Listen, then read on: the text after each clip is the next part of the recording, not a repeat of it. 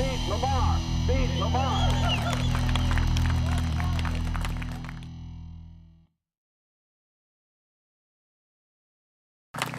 Save the best speaker for last. Young man by the name of Kevin Kookogey. Kevin lives in Williamson County, former chair of the Williamson County Republican Party, but also one of the 4 people that testified in Congress about the IRS abuses. And he did us proud.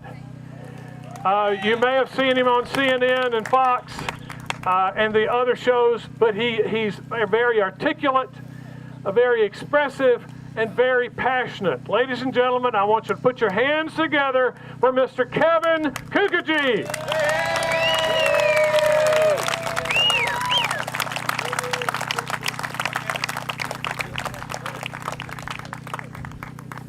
Is that okay? I can't believe you said I'm young. How young do I look? I've got 6 kids. I'm not that young.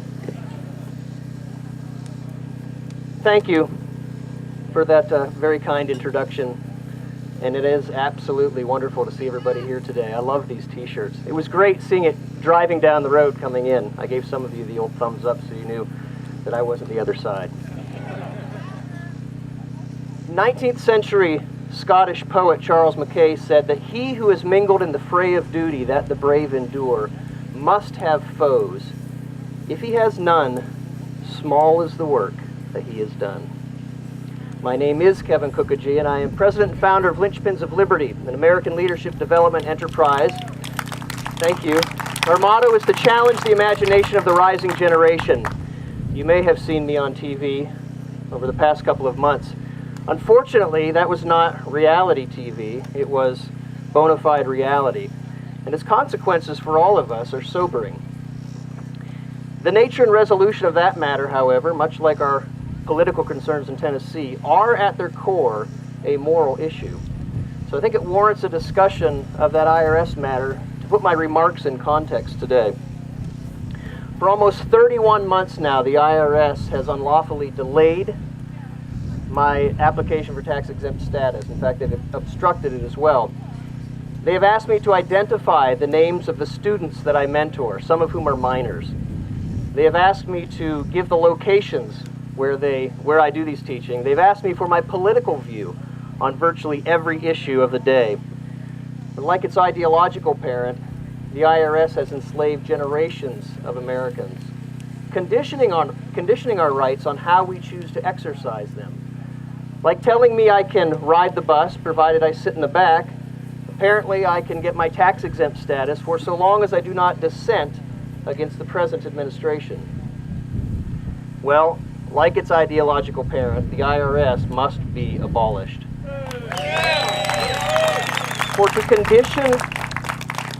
to condition and to enslave us for our political and religious beliefs is every bit as much of a moral outrage as to enslave someone for the color of his skin. And we won't be deterred by the likes of Congressman McDermott, who some of you may have seen, actually suggested that I may have lied before Congress simply because I was not under oath. Perhaps he was projecting, because I don't make a distinction between whether or not I'm under oath. I tell the truth all the time. And to others, like Elijah Cummings and many in the political class who suggest that the IRS scandal is overblown or that it's over altogether, I would remind him that our rights come from God, not from them. And if they fail to defend our God-given rights, others will be raised up to replace them. Men and women who will defend liberty and justice for all, not just the politically connected and the powerful. Because when the state transgresses its legitimate limits and inserts itself into our fundamental rights, and our most fundamental of rights, which was conscience and free speech, we have a duty, even should it cost us our very lives, to oppose such a usurpation of power, which is a violation not only of our Constitution, but of human nature itself. So why am I here today? The IRS scandal is an event which is indelible, not only for my life, but the timing and nature of which was beyond my wildest imagination, and certainly beyond any plans that I could have made. Prior to May 10th, 2013, and that is the day you may recall when Lois Lerner tried to orchestrate a Friday afternoon apology, thinking by Monday morning the news cycle would be gone. Prior to that time, I believed that my status with the IRS wouldn't be resolved until Lamar Alexander, maybe that's a slip of the tongue, until Obama was out of office. Freudian slip.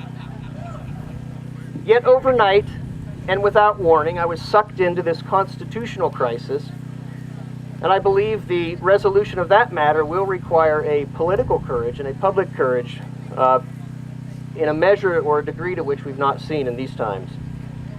For me, it's also come at great personal cost, because on June 5th, 2013, the day after I testified before Congress, I actually lost 75% of my business when I was notified by a client of 14 years that they were uncomfortable and uneasy with my very public expression of my political views. So my world has indeed changed. But this whole affair has cemented in me the conviction that when we speak truth without regard to its consequences for ourselves, it resonates with people far and wide all across the country because they're waiting for someone to give voice to their concerns. When we finished the hearing in D.C., I turned on my telephone and I had 200 email messages of encouragement from all over the country and from Poland and China. This is altogether inspiring, but it's daunting as well. It gives me a sense of freedom and danger, but something from which I cannot now ever shrink back. It's as if God has pushed me off the cliff and said, "Fly, I have sown your wings and prepared you for the conflict which you must face." Conflict. There's one of those uncomfortable words. It's actually a reality we often seek to avoid in order to keep the peace. After all, don't people of goodwill seek peace? But peace at the expense of truth is actually an illusion, because we cannot have real and lasting peace unless there is a commitment to reconciliation, which itself is not possible without a commitment to honest debate. Superficial smoothing over of conflict only exacerbates it and leads to greater crisis and magnified conflict later. Let me get a break.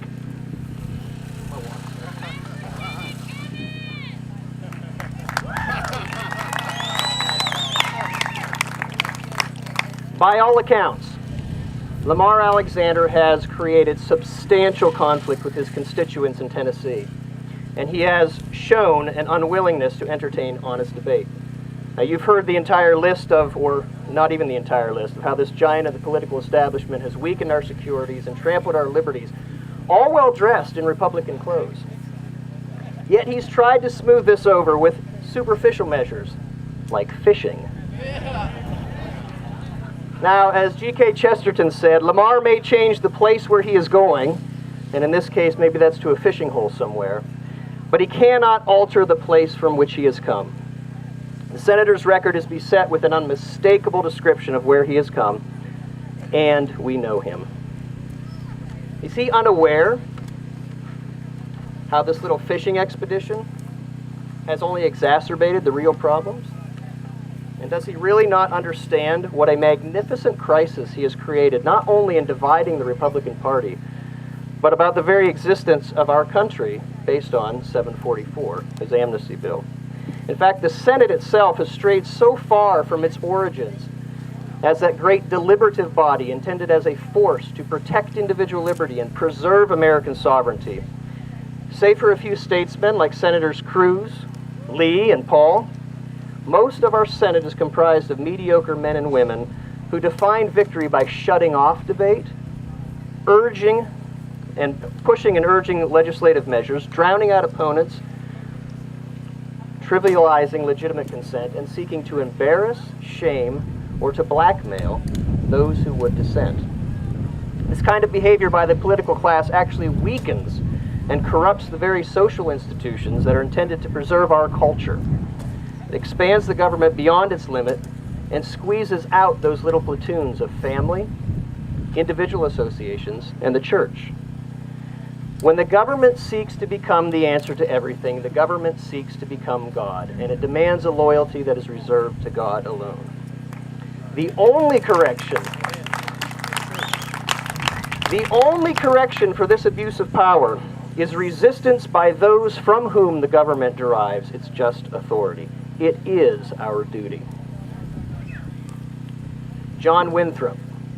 John Winthrop captured, he was the first governor of Massachusetts Bay Colony. He captured the essence of representative government in a speech before the General Court in 1645 when he said, and I quote, "We account him a good servant who breaks not his covenant." Sorry, I don't have a podium here. The covenant between you and your representatives is the oath of office. If he fails in faithfulness, by which his oath he is bound unto, he must answer for it. Lamar Alexander has failed in faithfulness to his oath, and he must answer for it.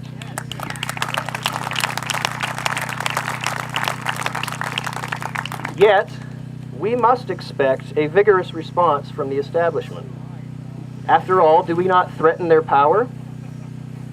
I would argue that the nature of the conflict before us is akin to that fight waged by William Wilberforce, because he was fighting against entrenched interests who were vested in maintaining the slave trade, and like them, we are making moral claims, and in that there is high cost. John Wesley expressed well the high cost of defending moral principle when he advised Wilberforce to expect all the opposition which can be made by men who are not encumbered by honor, conscience, nor humanity, who will rush on through every possible means to secure their great goddess, interest. Neither money nor 1,000 arguments will be spared in raising every possible objection against us. This will be a battle for the ages. If we lose, we shall do so with the knowledge of having fought a good and noble fight, and there is honor in that. But if we win, and I believe we can win, amen, shall we not have done lasting damage to that power structure which has run roughshod over the liberties and securities of Tennesseans for decades? And shall we not preserve for a little longer American sovereignty, which is that best guarantee of our liberties? Either way,